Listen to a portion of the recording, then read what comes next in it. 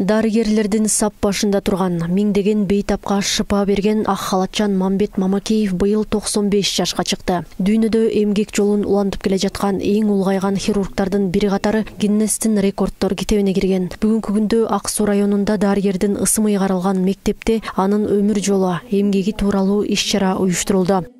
Академик Мамбет Мамакеевдин атын алып жүргөндүбүзгө мына 30 жыл чукулдап келатат. 30 жылга чукулдап келатат. Ааламга аты чыккан, кыргыз элине аттын кашкасындай таанымал, бүт эмгегин эли журтуна арнаган, өмүргө өмүр улаган биздин улукман дарыгерибиз. Мындан ары биз ушул 17 сентябрды Мамакеев күнү деп белгилеген турабыз. Мына ушул сентябрдын 3 жумалыгында мындан ары ушул жума бою класстык сааттар өтүлүп, тегерек стол.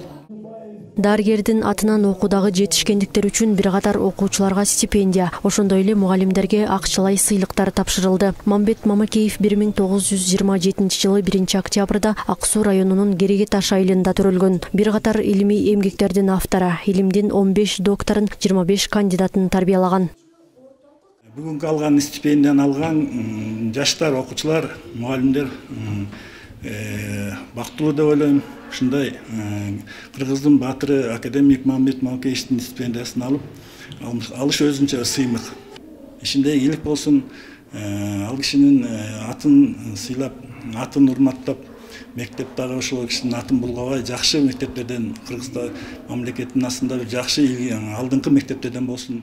95 жылды жаш деген эми оңой жаш эмес, ага жеткен да бар, жетпеген да бар дегендей, бирок ал киши азыр дагы эле өзүнүн күч кубаты менен, акыл эси менен ар бир нерсени так туура баалап, азыркыга чейин дагы эле операция кылып жатат. Ал киши ошо өзүнүн аманатын бизден берип жиберди. Биз ар бир окуучуга ошо 20 окуучуга 3000 сомдон, 5 мугалимге 5000 сомдон бердик. Тапшырган аманатын андан тышкары окуучулук тарбиялык мааниси зор деп өзү жазган китептерден дагы библиотекага алып келип бердик.